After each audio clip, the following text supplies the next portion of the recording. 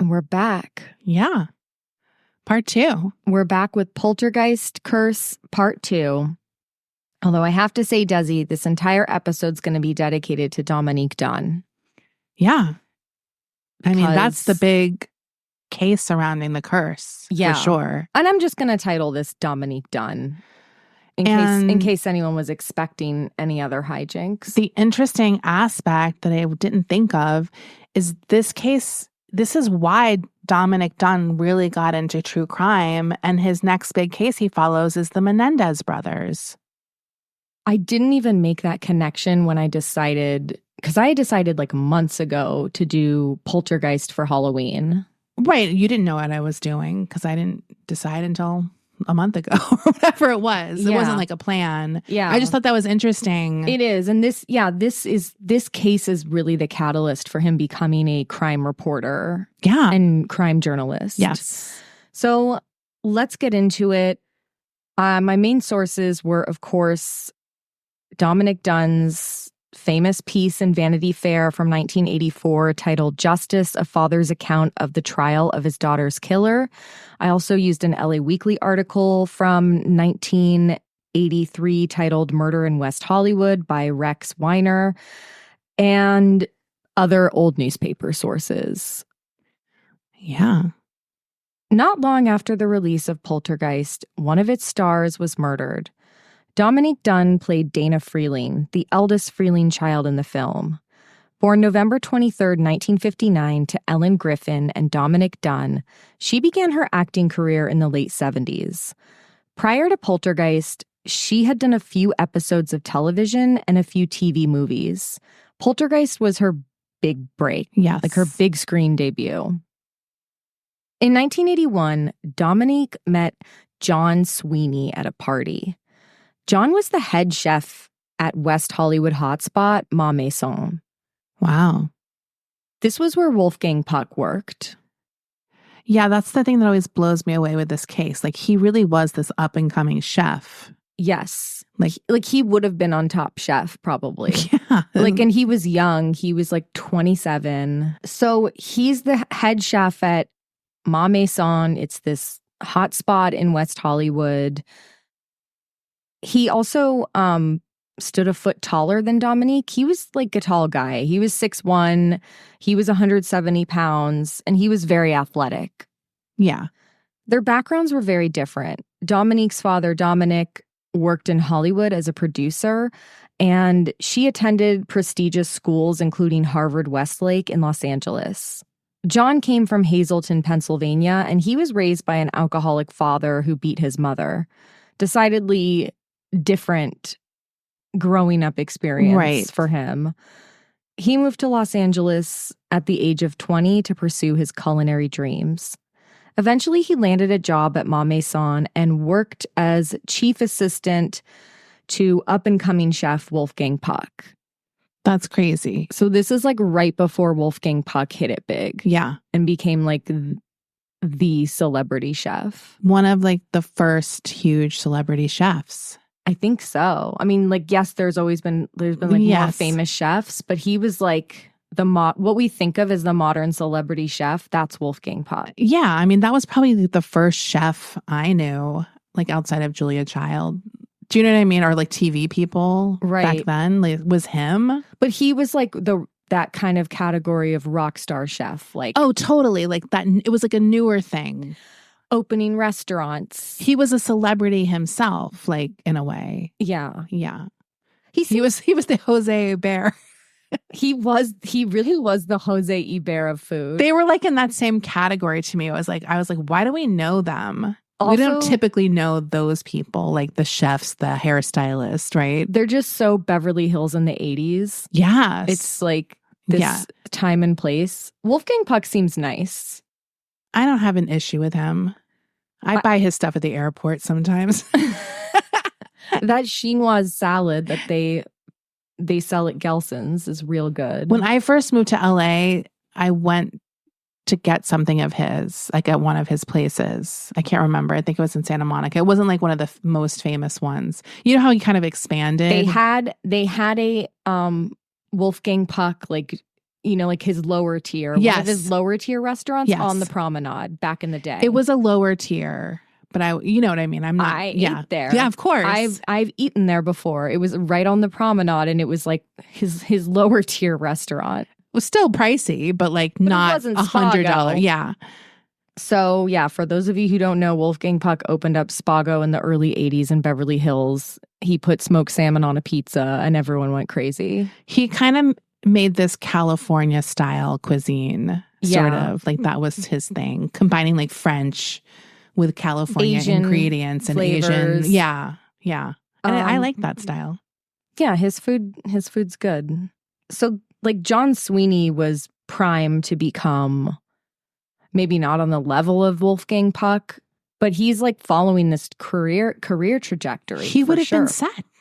I mean, this was the best connection you could have in the restaurant business at the time, probably. Right. And this was like the best restaurant to be working at. So John loved cooking, but he also loved the glamour that came with working at this exclusive restaurant that all these celebrities went to.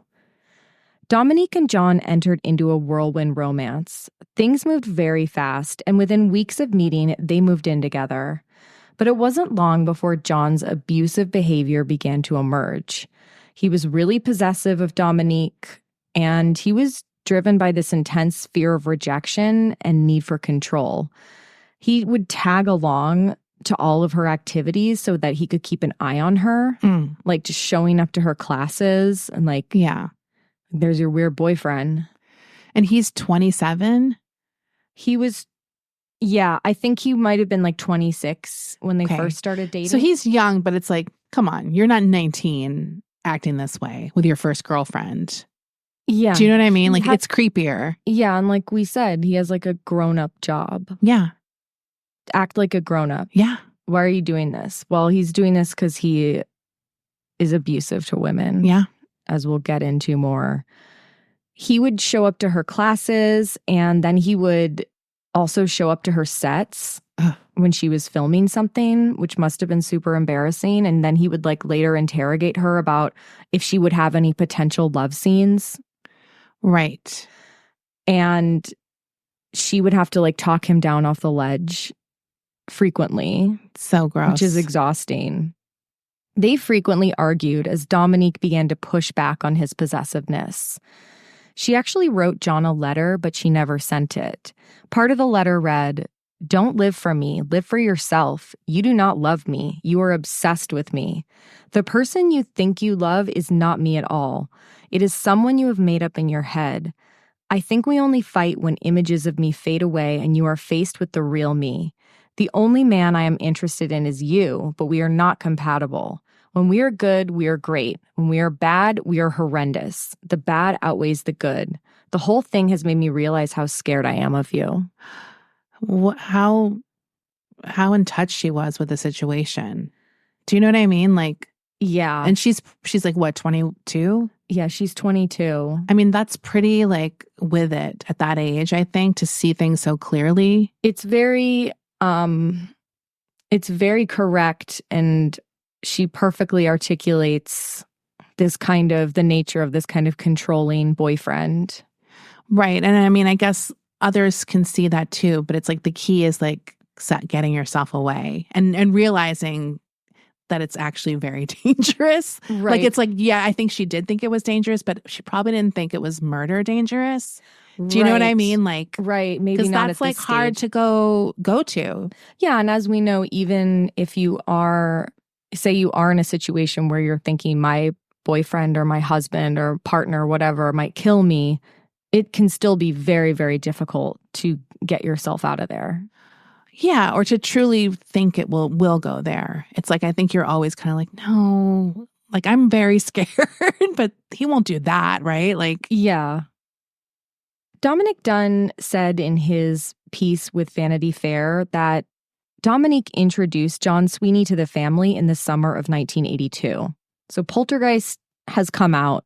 Okay. It came out in June of 82. This is like end of June, July. Right. That she introduces him to her dad and her brothers who are living in New York. Okay. So she takes him with her to New York to visit them.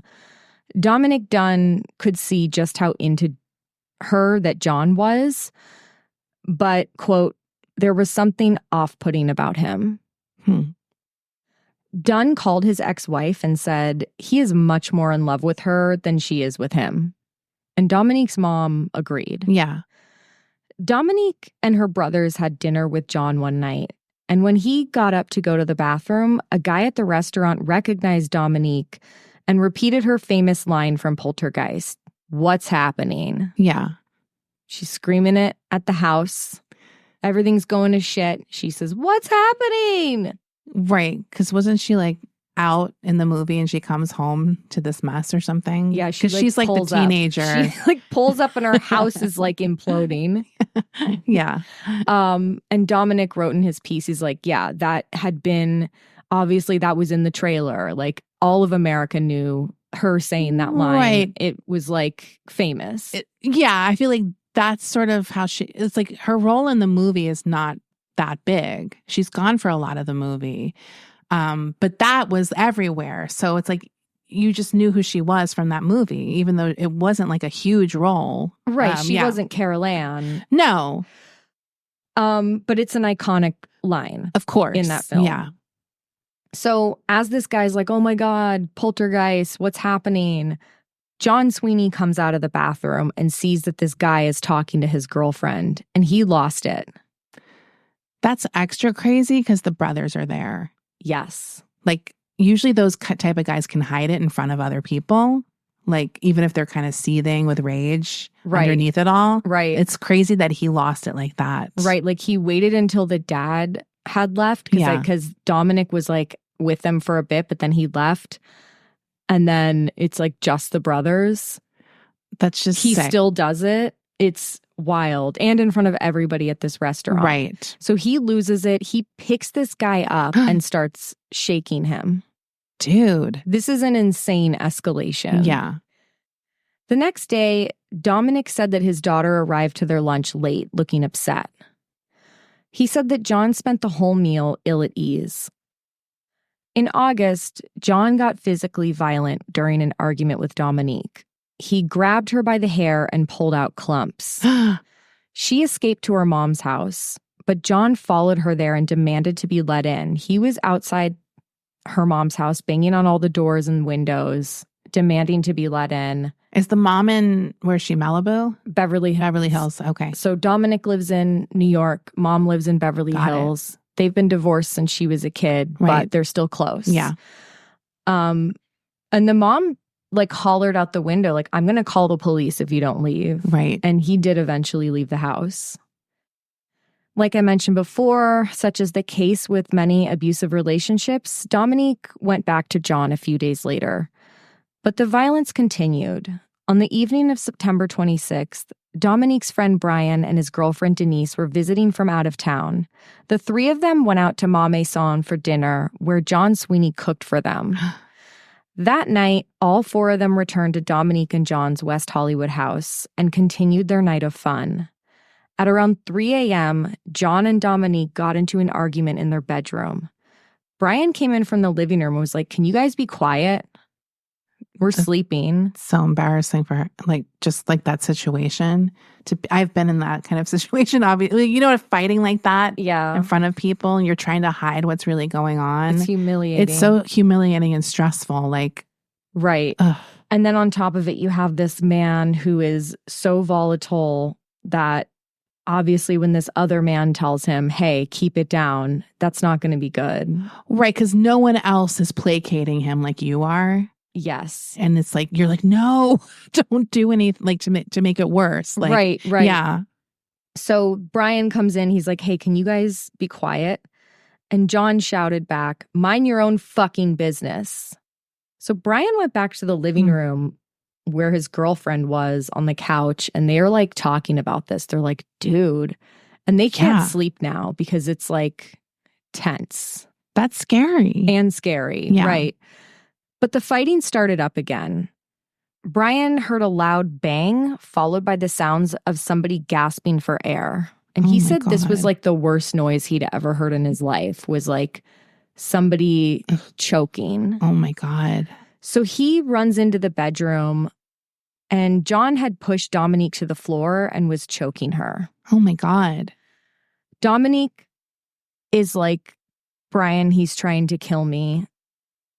John has kind of like let go at this point from Brian bursting in the room. Brian and his girlfriend said that they could see these red welts all over Dominique's neck that had been left by John. And when Dominique tried to leave the room, John blocked the door. Brian managed to convince John to let her use the bathroom, and she escaped out of the window and got in her car. John ran outside and threw himself up onto the hood of the car. Oh my God. And she just started driving and was like, I hope he jumps off. And eventually he did. Too bad he didn't roll in front of the car. I'm sorry. I know. Following this attack, Dominique stayed at her mom's and also a friend's house. She was like kind of going between these two houses, trying to stay hidden from John, who at the time was calling up everybody they knew, trying to find her. They don't live together, right? They do live together. Oh, they do, but they're just never... So was that attack at their apartment? Yeah, that was at their house. Okay, that was at their house. And they had friends staying there. Got it. So Dominique leaves she's like, I'm going to stay at my mom's house. Got it. And I'm going to stay at a friend's house. So she's just kind of jumping around. Yeah, the friend's house that she stayed at, like, took pictures of her neck and everything. Yeah. So they had this, like, photographic evidence of it. John is calling everyone they know around town, trying to locate her. And he can't find her. The mom must be losing it. And also at this point, the mom is suffering from MS. Yes. And her health is declining. Yeah. She's wheelchair bound. Ugh. It's a nightmare. Yeah. And it's an adult child, obviously. There's only so much you can do. Right. Oh my God. So this is absolutely terrifying. Dominique decided to call John, and she's able to convince him to move out of their West Hollywood house that they shared together. So when he does that, she changes the locks and moves in herself. On the night of October 30th, Dominique was at home rehearsing lines with actor David Packer for a mini-series that they were doing together. At around 8:30 p.m., Dominique was on the phone with her friend when John called in and had the operator cut in. What? That's so crazy. I was like, I almost went down a rabbit hole, Desi, because I was like, what's the history of call waiting? Okay, call waiting's been around since the 70s. This is 1982. It must have been like call waiting, but like an operator. Yeah, that's so like crazy. It sounds so old school, like, hello. Yeah. No, they literally always sound like that. Hello. Wait, no, this was they were rehearsing for V, right? The Yes. miniseries? Okay. Yes, they're rehearsing for the miniseries V. At some point during their, practicing lines, Dominique gets on the phone with one of her girlfriends, and then John, like the operator, interrupts the call and is like, John Sweeney's calling in for you. She's like, no. Yeah. So she says to her friend, oh God, it's Sweeney. Let me get him off the phone. John was at work when he made this call. He's at Ma Maison. I'm just like picturing this scene. It's like so bustling in the kitchen, and he's trying to make this phone call. Yeah. And she could just hear all the pots and pans and stuff clanking. Yeah. That's so frightening. Maniac. After he got off the phone, he told his assistant he would be right back. So he leaves work. Oh my God. He left the restaurant on foot because he didn't have a driver's license, and he walked to Dominique's house on Rangeley Avenue. Within 10 minutes, he was there. Dominique opened the door a crack and spoke to him from behind the chain lock. John noticed David Packer standing behind Dominique. David was like, do you want me to leave? And Dominique said, no, just stay there. Yeah. I need to go talk to John outside. It wasn't long before David could hear a fight breaking out. He heard John smack the ledge of the window, and then there was all this shouting back and forth. To drown out the sounds of the fight, David Packer decided to put on some music. Okay, this is a detail that has haunted me for years. Oh my David God. Packer put on the soundtrack to Poltergeist. What? Why did he do that? What? I'm just trying to think. Was it sitting there I don't at know. her house? I don't know, but this is the detail of I have so many follow-up questions about. I think about it like anytime I think of this case, I think of that. Yeah. Because it's crazy to me.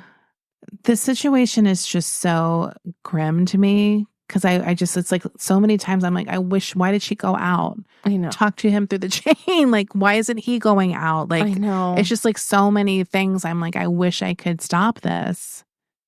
Do you know what I mean? Like, yes, I agree. There's so many instances where you're like, I wish this would have happened. I wish this person acted this way. I wish, why did they do that? Yeah. It's so frustrating. It's so heartbreaking and it's infuriating. Well, and I think it's just comes back to what I was saying earlier. It's like no one thinks it will go to that level, right? Like I'm sure he's like, they're fighting. I'm not getting involved, not thinking it's going to end up that way. Right. And she's probably like, we've been through this before a million times, these fights. Yeah. I don't know. It's just so, it's awful. So he puts on this music to drown out this fight that they're having, but the sounds escalate and they continue. And it's like, okay, I have to go investigate this. So David said he could hear screams and like a thud and sobbing. He called the police, but the police was like, this isn't our jurisdiction. What? You have to call a different one. He's like telling them, he's like, someone's hurt. And they're like, call a different he called LAPD, and the city of West Hollywood is its own city. They should connect you. This is outrageous to me. Because I wouldn't know. I wouldn't know who to call. I mean, this is also another thing in this story that I think about where it's like, why didn't they just fucking send anybody over? I know, it doesn't matter. Like a crime is happening right now, a violent crime. Right. I guess David panicked because instead of calling the West Hollywood PD, he called a friend and he left a message on their answering machine saying, if I die tonight, it was by John Sweeney. Is 911 not existing anymore at this time? I don't know. But what I do know is that 911 was invented like kind of alarmingly recently. I think it was around in the 80s though. It was in the 80s. Yeah. But I just don't remember exactly when. I feel like we've had this discussion at some point, but this is crazy that wasn't an option for him. We've definitely talked about when 911 was invented because I know it was like directly in response to like a horrific crime. Right. They're like, well, we should probably... Maybe it should just be universal. And then that person sends out the relevant people. Yeah. So David ran out the back door, and when he came around to the front of the house, he saw John Sweeney crouched by some bushes. John said, call the police. I killed my girlfriend. David ran back inside and called the police. This time he called the right department. Then he got out of there. Dude, this guy. I'm trying to be understanding. I have so many feelings about David Packer. And I, like you said, I don't want to be like not understanding towards like whatever fear he was going through. But he's a dude. But at the same time, it's like you gotta wonder why he I don't know. Well, also this guy didn't have a gun. Right. He didn't know he had a gun. He didn't have a gun. I'm just saying it's not like it would be mano a mano, and he could have at least interrupted this at the very least, right? What I can never figure out is why when he heard a thud and a woman sobbing and screaming, he didn't immediately run out there and break it up. I just feel like at some point, maybe I just can only speak for myself, my fear is overridden by my panic of having to help someone. Yeah. Where I would just have, even if it was at my own detriment, I would be out there yelling something, throwing a rock. Do you know what I mean? Like, yeah, it's crazy to me. I'm sorry. I don't know because I'm not in this situation. I'm not either, but I would have more sympathy for one of her girlfriends than I do for David Packer. I'll just say that. Sorry, David. Explain yourself. I mean, at least he did call the police. I guess. He didn't call back though. Immediately he called a friend. He did call a friend to leave a voicemail, which is odd. I don't know. I have a lot of... All I can say is it's not me. That's not how I would have handled it. I think about it too, Desi. I think about it a lot when it comes to this case. Police arrived to find John with his hands in the air. Dominique was lying nearby. She was still alive, but barely.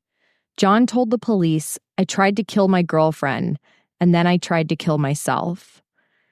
We're going to take a quick break here. We'll be right back. Dominique was rushed to Cedars-Sinai and put on life support, but the injuries she sustained were too great, and she was taken off of life support 5 days later on November 4th. The medical examiner said that she had been choked for at least 3 minutes and as long as 6. John Sweeney was arrested. As he was being hauled off in the police car, he said, "I fucked up. I can't believe I did something that will put me behind bars forever. Man, I blew it. I killed her. I didn't think I choked her that hard. I just kept on choking her." What? Yeah. Oh my God. He was charged with murder.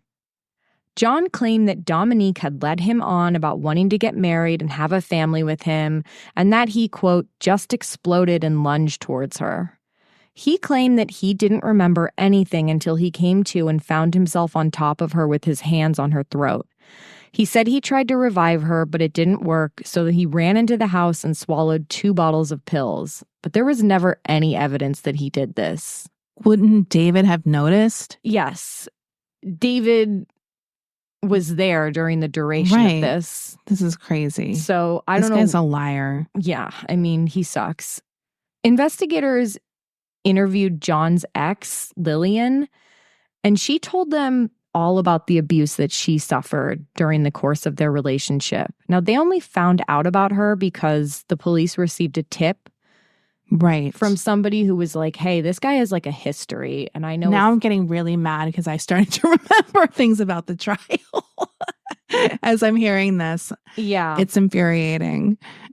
John put this woman, Lillian, in the hospital twice. One time he broke her nose, and another time she suffered a collapsed lung and perforated eardrum. Ma Maison owner Patrick Terrell told the LA Times that he would procure a powerful defense attorney for John Sweeney. Why? Well, he said he was a, quote, very dependable young man. This obviously enraged Dominique Dunne. Nowhere in his interview with the Times did Patrick Terrell mention his daughter, who had been brutally murdered by his employee. This case is crazy making. I know. It's like, I can't even believe people in this story, like how they're acting. It's one of the most infuriating cases. It really is. Terrell would tell investigators that the only time he ever saw John get violent was when he punched a phone booth in the south of France. Well, that's really weird. Even if that's the only time, that's kind of psycho. Yeah. I mean, yeah. I mean, I've never seen anyone I know do that. I mean, clearly he has some kind of temper. Yeah. Well, you're his boss too, so I'm sure he hides it. Like, yeah, he's not abusing you. He's abusing the women he dates. And the fact that he did that in front of you just illustrates how out of control he was, but he couldn't stop in that moment. Like, yeah. Like, also, you're in the south of France. Calm down. Why are you punching anything when you're on vacation? Because of Terrell's support for John, there were some regulars who were like, well, I'm not eating at Ma Maison anymore. Good. John Sweeney was assigned a public defender named Michael Adelson. But Ma Maison's lawyer, Joseph Shapiro, came on to assist the defense. And this guy, Shapiro, was heavily involved with the case ahead of and during the trial. But that doesn't mean that the public defender wasn't like a complete, what do they call lawyers? Like sharks? Right. This guy's good. He's not some like hapless, cliche public defender. Right. He's actually making an effort. He's very ruthless. He's a ruthless attorney.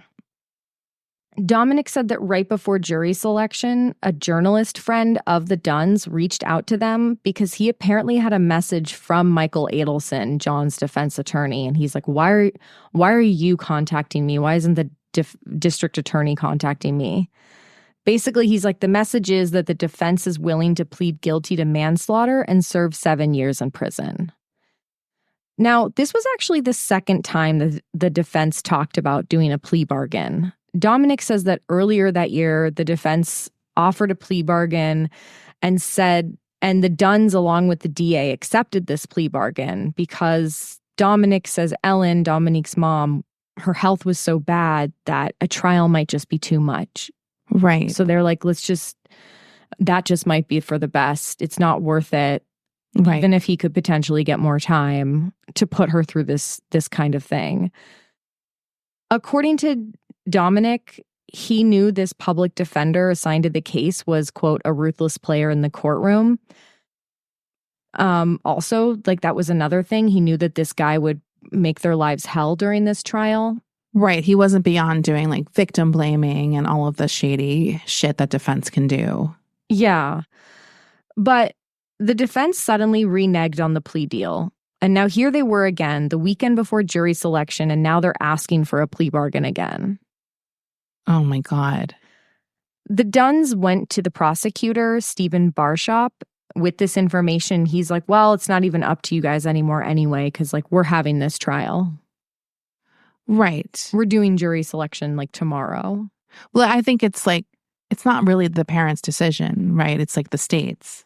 Exactly. And look, maybe they would have had some input earlier on. Right. But at this point, it's happening. Even before opening statements began, Dominique Dunne had a weird feeling about how the trial would proceed. Judge Burton S. Katz presided. This guy is a weirdo. Oh. He's a bit eccentric. He was very friendly with the jury, once announcing to them on a Monday morning that he had spent the weekend in Ensenada. He's like, hey, just got back from Ensenada, had a great weekend, drove with the top down. I don't like eccentric judges. Like, they're only good on shows. I don't want that in real life. Well, especially when it's like a brutal murder case. It just like seems ridiculous. Like, have some decorum. Yeah. Take it seriously. I do like it on shows, though. On shows, it's wonderful. But here, no. I would be fucking furious. If your daughter was murdered and the judge is like, hey, guys, I would just be like, what? Go to hell. He's like, I literally went to Ensenada. It was so fun. I don't want anyone being like, how was your weekend in front of me at that point? Not only that, but then he said to the jurors, I wish all you guys could come with me. What? Why? Yeah, I don't know. What a weirdo. I don't know. Like, it sounds like he did a bump beforehand. He's just too friendly, in my opinion. But the Dunnes were not charmed by him, obviously. He frequently mispronounced Dominique's name. He referred to her as Dominic. Jesus. Sometimes, which is like so fucking stupid. He would allow people to sort of just wander in and out of the courtroom. Dude, I feel so bad for this family. And the microphone at the witness stand would frequently fall over or break and like go out during the trial. Like, it was like a janky microphone. This is why Dominic was like, this is a cursed trial. Like, he just knew. Yeah. Right? I mean, yes. Seems that way. It was also becoming increasingly clear that the judge favored defense attorney Adelson. Not only was it clear that they had a friendly rapport, but the judge was just granting any request from the defense. One request was that John's ex-girlfriend's testimony be heard without a jury to determine if it was admissible. Now, this is what drives me insane. I don't understand how this pattern of behavior, and this happens a lot, isn't admissible when you're trying to show that someone's an abusive piece of shit. It's so important. It's crazy when it happens today, too, with all we know about how abuse works.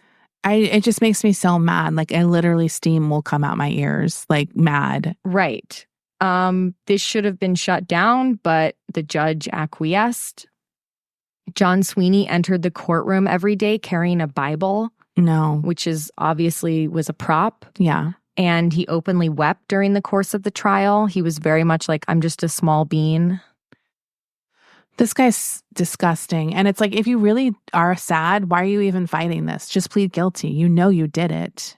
Like, that's how you know he's a piece of shit. He is such a piece of shit. So Lillian Pierce, his ex-girlfriend, testified to the court absent of a jury. She testified to the 10 separate occasions on which John Sweeney beat her, including the 2 times that he sent her to the hospital. And you could hear a pin drop in the courtroom after she testified. It was really powerful. It was harrowing. And Dominic says you could tell that the defense didn't like that, and they definitely wouldn't want her to say this in front of a jury. Yeah. Prosecutor Barshop asked Lillian if she came from a well-to-do family. He was trying to establish a pattern of behavior, I guess, that John Sweeney was like enraged by women who had more than him, possibly. Right. Upon asking this question, an enraged John Sweeney leapt up from his seat and lunged toward the courtroom doors. I don't know why, like he was trying to run out of there. He was restrained and subsequently handcuffed to his chair. John then started crying. Judge Katz looked at him and said, "Look, John, we know you're under a lot of strain." What? That's psycho behavior. And like I mentioned before, this is not in front of a jury. This is... Unfortunately. So the jury doesn't see this outburst. Yeah. This is just testimony to determine if it's admissible. Is the jury sequestered, do you know? I don't know.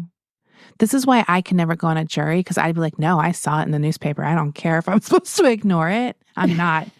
I'm not kidding. It must be so hard to disregard certain things as a jurist. I'm not disregarding things. Sorry. Yeah. If it's true, then I'm regarding it.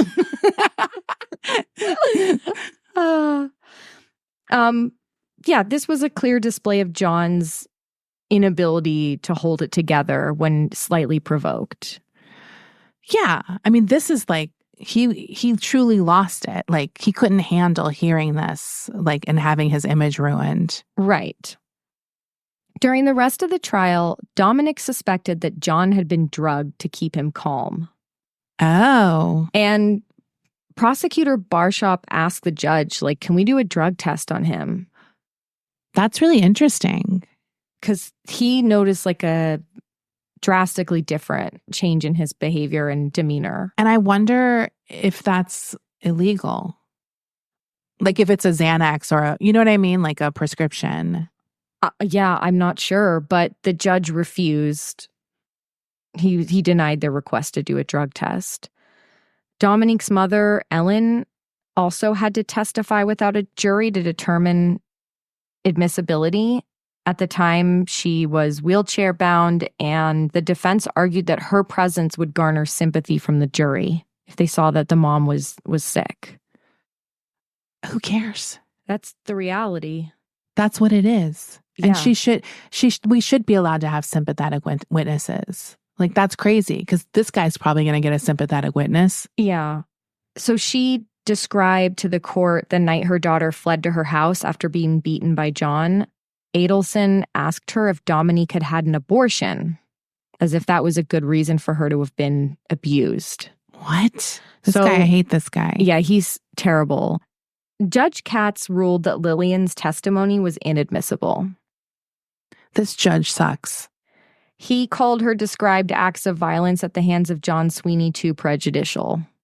Also, this isn't even just hearsay. There's evidence that woman went to the hospital. Twice. Like, there's evidence of photos of her. Like, do you know what I'm saying? Like, yes. This isn't just someone going, yeah, she told me that, which I can see might be more like on the fence. Right.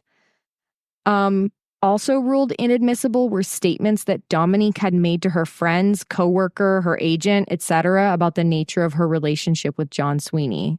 The judge declared that hearsay. Because all these people were like, yeah, when she was dating him, she told us she was afraid of him. Right. Or like their relationship. I mean, the crazy thing is we know he killed her.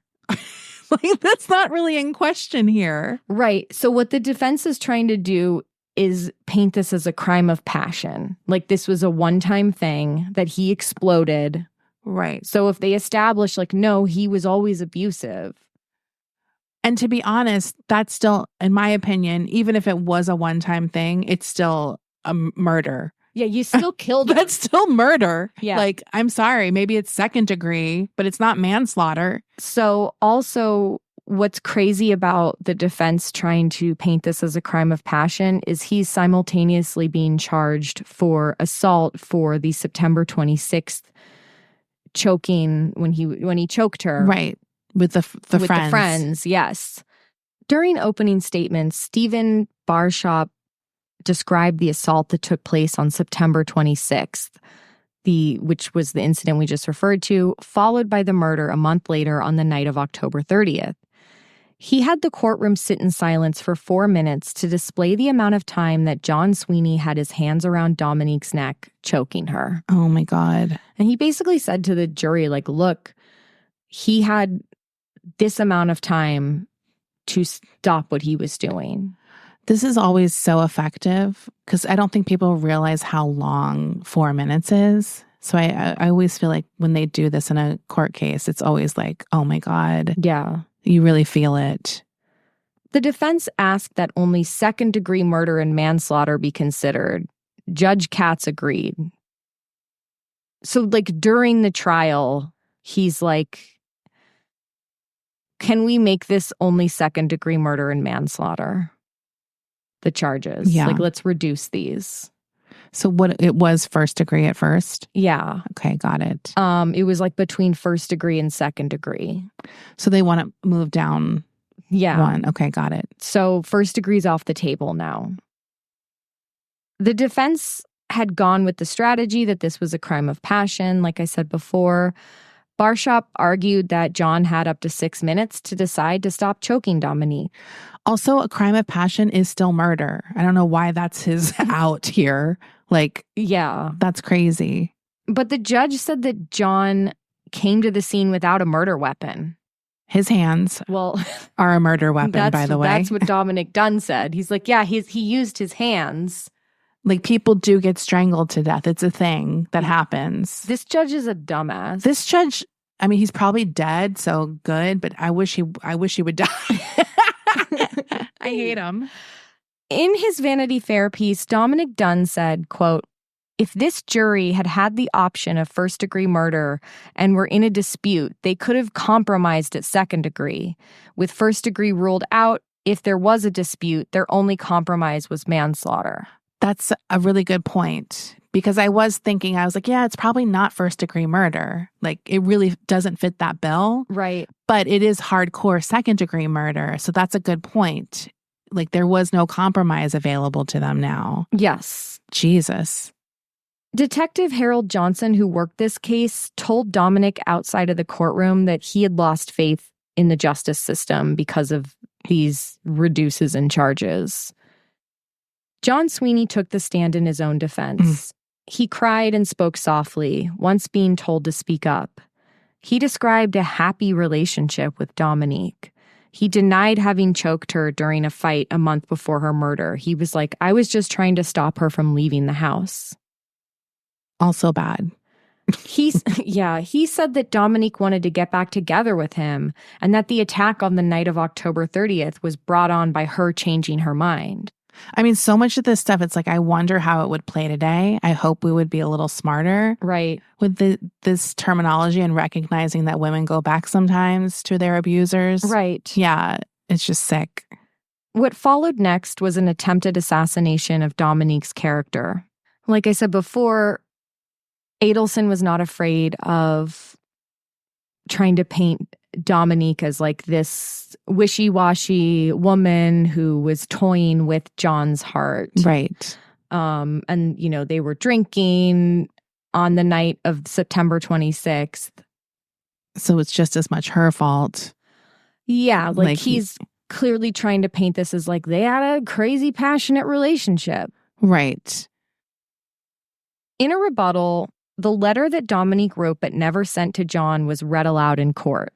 Oh. So they got this letter during the trial, actually, because a friend had remembered that Dominique had written this letter but never sent it. I'm surprised the judge let it in. I am too. But this letter was allowed to be read in court, and it was obviously powerful. We read a portion of it before. During closing arguments, Dominic said that the judge was distracted and doing something else. He was like futzing around with some whiteout on a document. What? During the prosecution's closing arguments. Oh my God. But that when the defense gave theirs, he had his full attention. This guy. He's crazy. Dominic had to just silently watch as defense attorney Adelson referred to John Sweeney as a, quote, ordinarily reasonable person, as if there wasn't mountains of evidence to the contrary that proved he had this long history of violence. Beyond Lillian's suppressed testimony, there was also testimony from other employees at Ma Maison that the jury would never hear. Like people being like, yeah, he was like violent. It's interesting, like, that an option for the defense was never he was abused by his alcoholic father. Like, do you know what I mean? They never took that route with him to get him sympathy. I do think they tried to at least bring up the fact that, like, he's a small town boy. Right. They did bring up, like, he was thrust into this life of celebrity. Yeah. Interesting. But I don't know if they mentioned like pattern or like cycle. The cycle. Yeah, the cycle. I don't know if they mentioned the cycle of abuse, but I do know that the defense brought up that he's just a small town boy. I mean, maybe that wasn't really a thing yet. Yeah, I'm not sure. Adelson also said this was not a crime. This was a tragedy. Oh my God. He reiterated that Dominique lied to John about wanting to get back together, as if that was a good reason to murder her. This guy is such a, like, you know that some woman burned him, and he's like, finally, women need to not be allowed to do this. This is crazy. During a break, Dominic whispered to Adelson in the aisle of the courtroom, "You piece of shit." I would be in jail if I was in the courtroom watching this. How do you even restrain yourself? If that was like my daughter's murderer, I would be yelling. Oh. I'd be killing. I couldn't be there. The jury deliberated for 8 days. They struggled to comprehend Judge Katz's instructions with regards to understanding the differences between second-degree murder, voluntary manslaughter, and involuntary manslaughter. Mm-hmm. According to the jury foreman, a man named Paul Spiegel, he said that the judge refused to clarify. And these juries back then were so uneducated. Because they didn't have Law and Order SVU. Nowadays, I think we'd all be very clear on different things. Like, they did have Hill Street Blues. That's true. Which Dominique Dunne was on an episode of. I just feel like a lot of these things are in common, like, knowledge now, like, yeah, because we've watched so many trials, and like, and maybe it's gone too far in the opposite direction. Everyone's a know-it-all, but right. It's interesting to be like, what's that? I guess that's it. Like, do you know what I mean? Like, but to be honest, I would need like a very detailed breakdown to give me the differences, so I knew what to actually look for, as opposed to my own knowledge based on TV shows I watch. I guess I wouldn't need that much between murder and like this was an accident. Well, yeah. Like maybe if it was first and second. Right. So they apparently, like, according to Paul, he's like, we asked for clarifications, and the judge is like, no, I already told you once. That's it. That's crazy. He's like, the instructions are the instructions. Do you get like a thing you can read? Yeah, he like gave them like a packet, I think, but they needed like, I guess, him to break it down more. I'm mad at this jury, to be honest. Well, John Sweeney was found guilty of voluntary manslaughter and misdemeanor assault. Yeah, they should have asked for more clarification. The assault obviously was for the incident in September. John Sweeney was sentenced to 6.5 years in prison. Nope. And he was granted time served for the time he spent in jail between the arrest and the trial. Judge Katz thanked the jury and said that justice had been done on behalf of both families. Dominique Dunne was rightfully enraged by that statement. He stood up and shouted, "Not for our family, Judge Katz." Then there was some back and forth between Dominic and Judge Katz, with Katz asking if Dominic needed to have someone remove him from the courtroom. Dominic was like, no, we're leaving. And he pushed Ellen in her wheelchair through the doors. But before he exited, he turned back around, pointed at Judge Katz, and said, "You have withheld important evidence from this jury about this man's history of violence against women." You know what's crazy? I just watched the Menendez brothers, I can't remember what episode it was, but they go into Dominic's history, and Dominic is played by Nathan Lane, and he's like really perfect as Dominique Dunne. And they have this scene word for word. And I didn't remember that happened. So, of course, because it's Ryan Murphy, I was like, is this just made up? So I was very curious to see what you were going to say, if it actually happened like that. And the scene is intense because he's yelling, he's hollering at this judge in this scene. Yeah. So I'm happy to hear it really happened. It really happened. Good, because we were all feeling it. Like, I think at that moment, he said what everyone was thinking and what everyone wants to do in those moments. Like even, I always remember that too in the OJ case. It's like, don't thank the jury for me. I'm not happy with what happened here. They didn't do a good job. So, I mean, you didn't either, Judge Katz. You can thank them for yourself, but don't fucking add me to the mix. So, following the verdict, the public was obviously pissed. Because it's crazy. They're like, how did this guy who murdered Dominique Dunne get 6.5 years? And we know he's only going to do a few. Right. Protesters showed up at the sentencing. Judge Katz proceeded, okay, this is crazy. Because at the sentencing, Judge Katz scolded the jury for convicting John Sweeney of manslaughter instead of second-degree murder. Oh, my God. And Dominique Dunne sitting there like, what? You did this. You did this. He gave an impassioned speech to the courtroom. Katz said, "I will state on the record that I believe this is a murder. I believe that Sweeney is a murderer and not a manslaughterer. This is a killing with malice. This man held on to this young, vulnerable, beautiful, warm human being that had everything to live for with his hands. He had to have known that as she was flailing to get oxygen, that the process of death was displacing the process of life." That's crazy. He then turned his anger to John Sweeney and yelled at him. He said that his crime's punishment was, quote, anemic and pathetically inadequate. So this guy loves to be liked, and he saw the backlash. Exactly. Yeah. Now, Dominique Dunne's thinking, well, surely if he's this incensed, he's going to bump up the max, because the max sentencing is 6.5 years for this charge. So Dominique's like, well, maybe he'll give him an insane sentence. So, but 6.5 is the max. It's the max. Okay. I don't know how it works. Can the judge be like, you're going away for 1 million years? I don't know. I don't think so. But he could not maybe do the time served or make it without parole possibilities, maybe? I don't know. I do think, yeah. So after all of that, the sentence remained the same, 6.5 years with time served. John Sweeney served his sentence at a minimum security prison.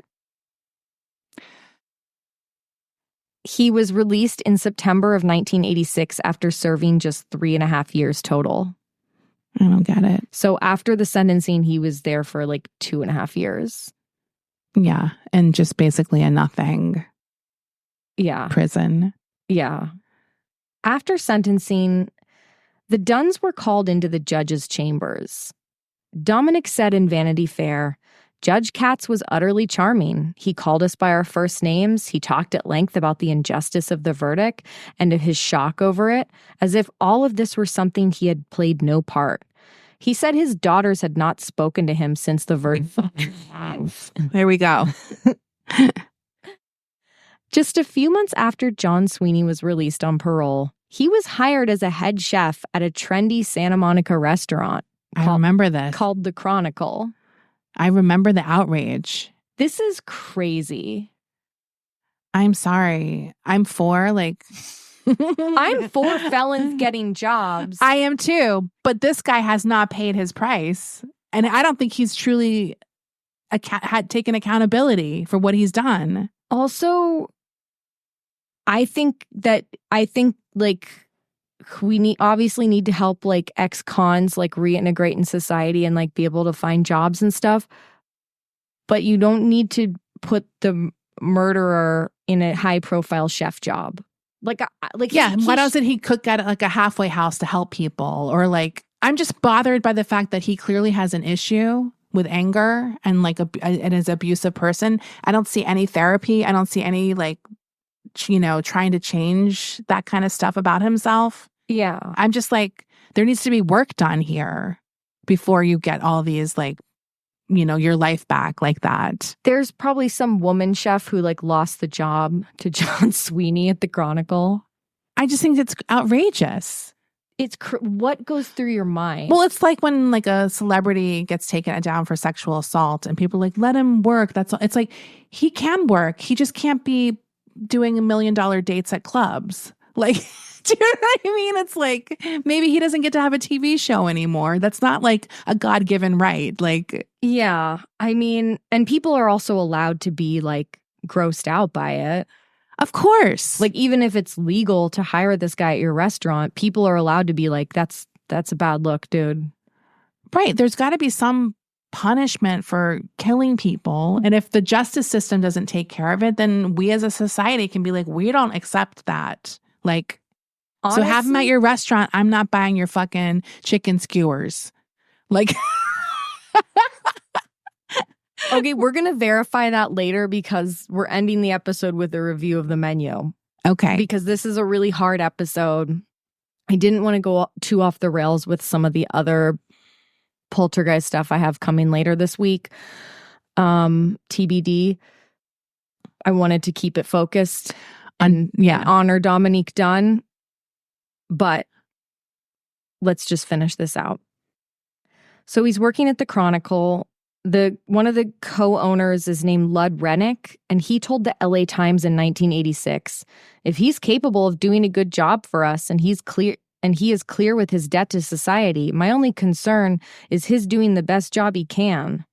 As far as I can tell, he's made every effort to rehabilitate himself. But Dominique's family were rightly upset that her killer was given this position at another high-profile restaurant. Ellen Dunn said, if he were working at McDonald's, I wouldn't mind a bit. But the idea of him stepping out of prison and back into an equivalent job gets my goat. Yeah.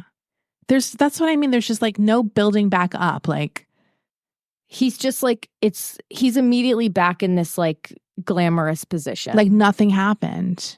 It's like, I'm mad for the family. Yeah. Dominique's brother Griffin said, the fact that anybody could forgive that enrages me. Also, who is this restaurant owner? Like, who is he to be like the one who's like, it's good? Like, why does he get to decide? I don't know, Desi. The Dunns said that they considered picketing the restaurant, making signs that said the hands that prepared your dinner strangled someone 4 years ago. Wow. According to People magazine, some protests did happen at the restaurant in 1987, and John Sweeney eventually quit. At one point, Dominique Dunne hired infamous private investigator and Hollywood fixer Anthony Pellicano to keep tabs on John Sweeney. Good. Now, this is before Anthony Pellicano would become a huge name, right, and infamous and evil, probably. Committal. Look, we have to do an episode on him because his story is wild. He just is like, there's this PI, and Dominic actually wanted Pellicano to find someone to put a hit out on John. That's like the level of grief. I get it. That he's experiencing right now. I get it. And he feels like not like the justice system didn't do its job. It's honestly like the worst thing that I think people can go through, like this murder of a family member or a loved one, and then just the absolute cavalier nature that people can have about, giving them some sort of justice. Yeah. That's just like, it's just like too much for someone to deal with. Yeah. So Dominic told Slate in 2007, I truly went through a period of wanting to hire somebody. I know, it seems absurd now, but I worship my daughter. I just became obsessed with this guy getting out of prison. I wanted harm to come to him. He understood my feelings. He said something to the effect of, Dominic, you don't want to do this. Pelicano said that. He was so kind to me. I was willing to be talked out of it. Dominic told The Telegraph that in the mid-90s, a father from Florida reached out to him wanting to know if his daughter was engaged to the same John Sweeney that killed Dominique. Oh, my God. He's like, I read an article from you. Yeah. And saw that my daughter's fiance had the same name as John Sweeney. Oh, my God. And also was a chef. Yeah. Well, it turns out it was the very same John Sweeney. Oh, my God. Griffin Dunne contacted this woman and convinced her to break it off with him. Good. John Sweeney was very upset about this. He was like, you guys are harassing me. And so he changed his name to John Mora after that and was apparently living in the Pacific Northwest. They should harass him for the rest of his life. Fuck that guy. I don't give a shit. That's their new hobby. I wouldn't blame them. Now, the family, the Dunns have done and had done, some of them are deceased, a lot of victim advocacy work. Right. Following this horrific tragedy, obviously. So they did, were able to help other victims. Right. Specifically, women who've been victims of violent crimes at the hands of a partner. And that's a good thing. Yes. Yeah. No, I mean, a lot of people, I think, do take that route. Yes. Try to create some kind of advocacy in the name of their loved one. Right. Yes. Oh, my God. It's just so awful. I want to beat him up. I hate him. He sucks. Was there something more recent with him in the Pacific Northwest? I feel like I remembered, but I guess not. I couldn't find anything. All I saw was that he allegedly moved up there. No, I remember that he was up there at some restaurant, still cooking. Still cooking? Yeah. Well, I need to know because we're going to Portland soon. I don't think we have to worry. I need to not go to that restaurant. I know. Who's your chef? May we speak to the chef? May we speak to the chef, please? We want to give our compliments before the meal, just to make sure. Now, because this was such a heavy episode, I just wanted to end it giving a quick review of the menu at the Chronicle restaurant in Santa Monica circa the 1980s. Okay. Cold appetizers. Fresh oysters on the half shell, little neck clams. This is seafood. Shrimp cocktail, smoked salmon, prosciutto, ham and melon, cracked Dungeness crab, Russian-style cured salmon, galatine of duck, Toulousain. Okay. Carpaccio. Hot appetizers, mushroom stuffed with deviled crab meat. Crepe Chronicle, French crepe stuffed with bay shrimp and a dill hollandaise. Clams, not bay shrimp. I hate bay shrimp. Me too. Clams Casino, fresh scallops, oysters Florentine, escargot bourguignon. A variety of salads, including limestone lettuce, bay shrimps. They love bay shrimps here. Sicilian cheese aquavit dressing. Our special salad bowl also has bay shrimps in it. They should just call this restaurant the Bay Shrimp Boat. Dude, I would walk out if I saw that on the menu. Give me prawns. I don't want big shrimp. They're using the hell out of those bay shrimps. House specialties, veal chop. What does that say? It's a veal chop with fresh mushrooms, fresh wild mushrooms. Okay. Veal chop Oscar, veal chop topped with asparagus tips, crab legs, and sauce béarnaise, piccata of veal, chicken Kiev. This is so 90s. It's 80s. Oh, it's 80s? This is from the mid-80s. Oh. I think Veal just went away. So like, why are they still doing veal? New York sirloin steak, buff med lug. That has so many umlauts in it. Tenderloin steak broiled on top with fried onions. That sounds good.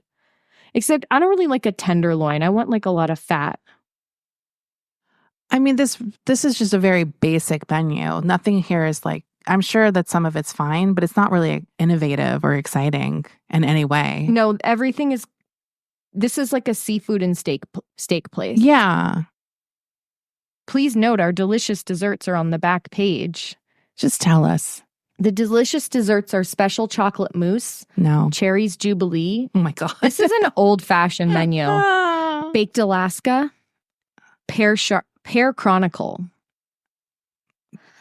Yeah. Crepe Suzette. Honestly, I'd be a little excited by this dessert menu. I would too. I am very hungry right now. I like a classic dessert. Yeah, especially at like this kind of restaurant, like a steak and seafood house. Yeah, I'd have to get like 3. Well, I don't think they're in business anymore. No. Good. That is a wild choice. I just, like that guy, the owner is like, this is not the time for you to be a hero. And be like, I'm going to give him a second chance. Like, why would you do that? It's so stupid. No, you're not giving the chef who was a drug trafficker, a nonviolent drug dealer, a second chance. No. You're not giving the bank robber a second chance. You're giving John Sweeney a second chance. I just think when someone is unfairly not convicted of the crime they committed, you don't really have to give them a second chance. They can suffer a little longer. Like that's when it's our turn to give some justice. Do you know what I mean? It's I say where he works. Yeah. For at least 15 years, I would say. Like a good chunk of time. We should be judges. This is crazy. It should be like, what would have been the minimum for second degree? He has to suffer that long. And then we'll see if we like you. Then you can work at the Chronicle. And if you haven't changed, forget it. You're back at Fry Basket or whatever. I don't even want to go to that McDonald's, to be frank. Yeah. Goes like, I don't want him serving my food. No. I don't. He can do something else. Work alone. Work in the garbage truck. I don't know. Like, work in a government office. I don't know. Like, right. Leave us alone. Work for the judge. I would be disgusted if he made my food. I just I don't know. I don't like this guy, and I don't like what happened here. Yeah. So it's a tragedy. I'm not going to be happy, and I don't really feel like he's accepted what he's done. And I don't think he's shown any remorse even. Because why are you mad at the family? I'd be like, yeah, I get it. They're going to harass me the rest of my life. Right. I earned that. Do you know what I'm saying? Show some fucking humility, you piece of shit. It's the lack of humility for sure. Yeah. Well. And I like Dominic. Yeah. I'm glad that was true. I was laughing so hard when it was happening. I mean, it was kind of emotional, but it was so over the top. And like Nathan Lane, right, sunk his teeth into that so hard. I can picture it. And I was like, if this isn't true, this is wild that they did this. Yeah. Yeah. Because there's just been so many inaccuracies that it's like, I wasn't sure. And I couldn't remember. Right. But yeah. So we have more. We do. And I'm deciding on whether or not it's going to be a Patreon episode or a mini episode, just depending on what I have. Okay. I might have enough for both. Oh, okay. Very good. We are on tour right now, so if you would like to buy tickets, our next upcoming shows are Denver and Las Vegas. There's a link in the show notes. Come see us. Come see us. Bye.